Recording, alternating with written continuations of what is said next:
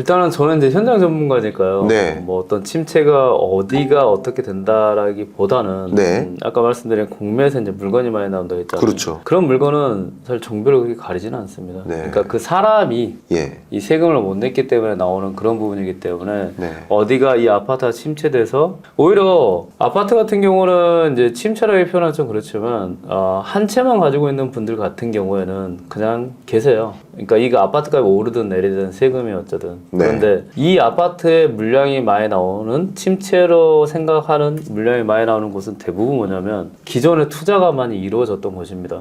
그 말은 투자자들이 이 부동산을 많이 사놓은 거예요. 그렇네요. 사놓다 보니까 이거를 버티지를 못하는 거죠. 그러다 보니까 나오는 거예요. 그럼 역으로 따져보면 이 물건이 있는 지역이 이런 침체라고 사람들이 생각하고 있는 곳이 오히려 이 투자자들이 투자를 했던 곳이란 말이에요. 그럼 투자자들이 그냥 하진 않았을 거예요. 일반인보다는 여러 가지 관점에서 조사를 하고 공부를 해서 나왔던 물건이거든요. 그러면 이런 침체됐다고 일반인들이 평가하고 생각하는 곳에 부동산이 나왔을 때 이곳에 가서 물어보면 됩니다. 거기는 중개하시는 분이나 전문가들께 물어봐서 예전에 이곳을 어떤 사람들이 많이 샀습니까? 네. 실제로 거주하려는 사람들이 많이 사셨습니까? 아니면 투자하신 분들이 와서 많이 사셨습니까? 이걸 나눠보면 투자하신 분들이 많이 사놨습니다. 그러면 이거는 침체가 아니고 투자 환경에서 어쩔 수 없이 이분들이 많이 보유했기 때문에 이율이 상승하고 세금적인 부분이 상승했기 때문에 그런데 아파트 값이 올릴 거라고 생각을 하고 그렇게 무리하게 샀던 부분이 많거든요. 네. 그러면 이런 애들이 나왔다는 거는 오히려 이런 곳이 여러분들한테 더 기회가 되지 않을까. 역으로 따지면 그런 생각이 들어요. 다만 아까 실거주가 있는데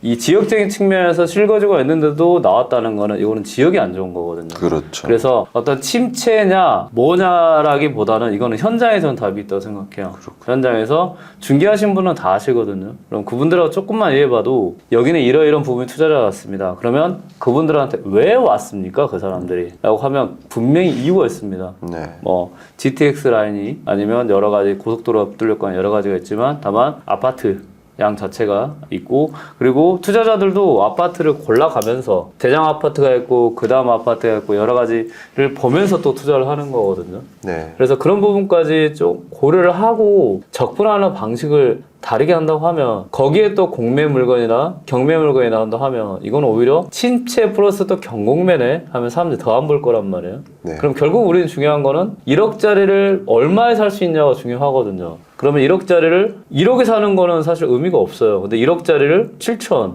5천, 반값에 살 수 있다고 하면 저는 지금이 반값에 살 수 있는 기회이지 않을까라는 생각이 들어요. 그렇군요. 정말 그 말씀하신 것처럼 그 경공매 시장을 통해서 네. 그러니까 말씀하신 대로 경공매 물량이 많이 나오는 그런 지역을 중심으로 부동산 시장의 침체 정도를 가늠할 수 있겠다. 그렇죠. 이런 생각을 좀 해보고요. 네네. 특히 앞에 말씀하신 대로 투자화된 혹은 투기화된 네. 그런 지역일수록 네. 혹은 그런 유형일수록 조금 더 이 경공매로 연결될 가능성이 좀 높겠다. 그런 것들을 좀 잘 조합해 보면 여러분들이 좀 관심 가질 만한 그런 지역이나 유형들을 좀 판단해 보시는 데 도움이 될 것 같습니다. 그럼요. 이 부분이 정말 중요한 게 왜 그러냐면 그런 부동산 자체 아파트의 어떻게 보면 시장이 약간 네. 무너졌잖아요. 그러면 이 옆에 있는 부동산들도 같이 도미노 같이 무너지거든요. 그럼 언뜻 보기에는 그 지역 자체가 굉장히 투자를 해서 안 되는, 사면 안 되는 그런 지역으로 비춰질 수 있어요. 근데 그거를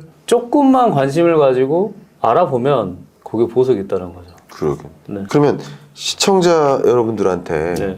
좀 경공매 팁 같은 거 말씀해 주신다면요. 그럼요. 제가 그러려고 왔습니다. 그러세요? 예, 팁 한번 부탁드립니다. 일단은 저는 이제 공매 좀 전문가라고 하는데요. 많은 분들이 경매 그리고 공매 하면 이 분석이 어렵다. 네. 그리고 뭐 사람 내보내는 게 어렵다. 네. 이게 이제 내 명도라고 하는데요. 저는 그런 분들한테는 공매로 접근하십시오라고 표현을 해요. 아까 공매에서 두 가지 방식이 있다 했잖아요. 하나는 세금 못 내서 나온 부동산, 하나는 국가나 공공기관에서 보유하는 부동산. 그러면 세금을 못 낸 부동산은 세금을 못 냈기 때문에 이분이 세금만 못 냈냐, 다른 빚들도 못 냈거나 아니면 사람도 살 수 있겠죠. 이런 물건 같은 경우는 부동산 자체가 이제 어떻게 보면 권리가 복잡해요. 그런데 이런 애들이 아니고 나라에서 가지고 있었거나 공공기관에서 가지고 있었거나 그리고 좀 세금을 걷기 위해서 여러 가지 국가기관에서 가지고 있는 부동산은 자체가 나라에서 가지고 있었기 때문에 어떤 빚이 있겠습니까? 그리고 거기가 아파트라고 하면 당연히 그 나라에서 일하는 사람이 거주하는 아마 사택 정도로 썼을 것 같아요. 뭐 상가도 마찬가지고 사업도 마찬가지고. 그렇다 보니까 여러분들이 가장 어려운 두 가지 해결돼요. 하나는 이 부동산 자체에 대한 경공매에 대한 권리나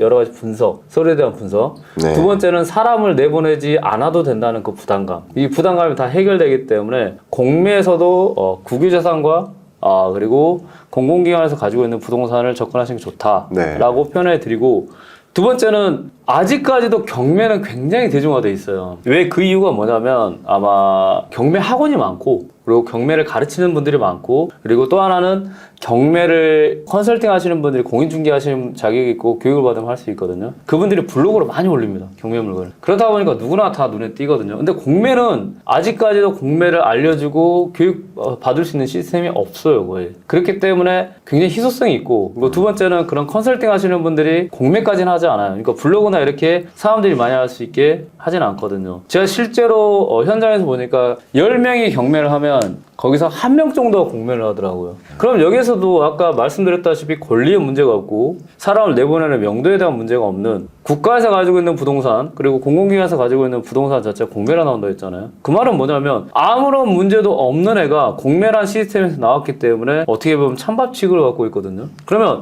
이런 부동산은 내가 조금만 조사하고 또 오히려 이런 부동산은 현장 개방까지 해줘요. 부동산을 와서 확인하십시오. 그러면 시간만 되면 가서 현장 확인하고 이렇게 부동산이 있구나. 그리고 주변 사람한테 물어보면 굉장히 좋은 부동산을 싼 가격에 아무런 문제 없이 살 수 있는 곳이 저는 공매라고 생각합니다. 그렇군요. 네. 이거 정말 엄청난 팁인 것 같습니다. 네. 그러니까 여러분들이 이제 투자에 관심이 있으시거나 또 내 집 마련에 관심이 네, 있으시거나 그렇죠. 그 여러 가지 그렇죠. 관점에서 이제 뭐 시장이 바닥이고 이제 회복되는 국면이다라고 생각을 하시거나 네, 네. 뭐 그런 여러 판단들은 여러분 스스로 하는 것이지만 그 판단이 서셨을 때는 어쨌든 2024년은 네. 공매에 좀 답이 있겠다라는 생각을 저도 이제 공감하게 되는 것 같습니다. 네. 자, 이제 뭐 거의 마무리할 시간인데요. 네, 네.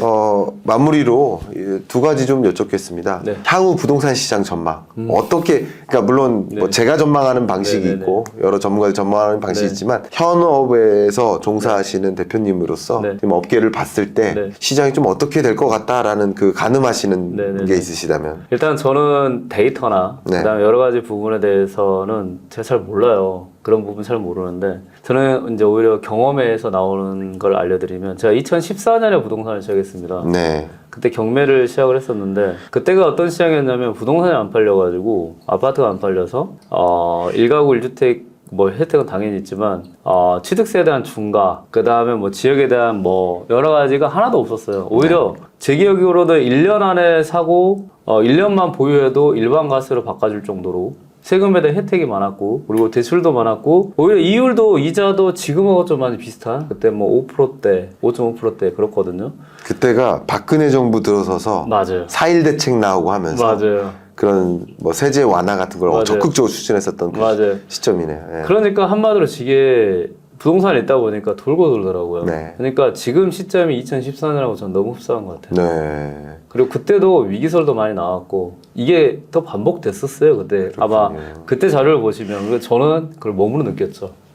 그리고 투자를 그때 시작을 했었고, 그리고 거기에서도 수익을 냈단 말이에요. 그리고 여러 가지 부동산에서 남들이 못 보는 부동산을 찾아서 또 현금 흐름을 만들고 경제적자를 이루고 월급보다 정말 많은 돈을 제가 벌게 되고, 그러면 지금은 역으로 따지면 어떤 것이냐라고 하면 저는 참 나쁘지 않다고 생각해요. 네. 그렇군요. 다만 내가 가지고 있는 돈에서 감당할 수 있을 정도라고 하면 지금은 2014년을 좀 보시고, 당연히 다르겠지만 2015년, 16년이 어떻게 흘러갔는가를 보면 아마 정부 정책도 좀 비슷하게 흘러가지 않을까. 네. 결국은 세금이거든요. 네. 아마 박근혜 정부 때도 비슷했을 거예요, 세금 문제가. 좋은 말씀이시고, 그때 정말 거래가 너무 단절되다시피 맞아요, 해서 맞습니다.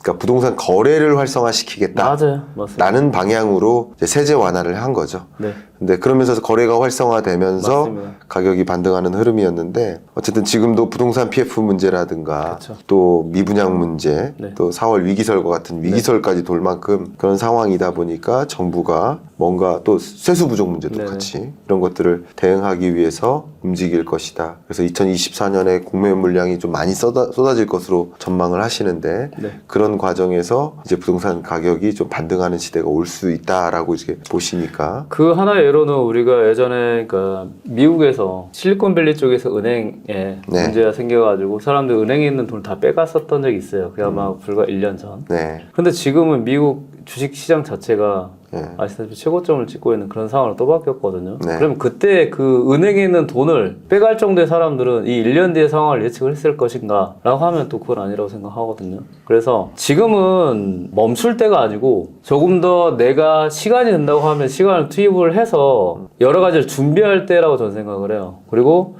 준비를 해놓은 사람만이 저는 기회를 잡을 수 있다고 생각을 해요. 말씀 감사합니다. 저와 함께 약 한 50분 정도 네.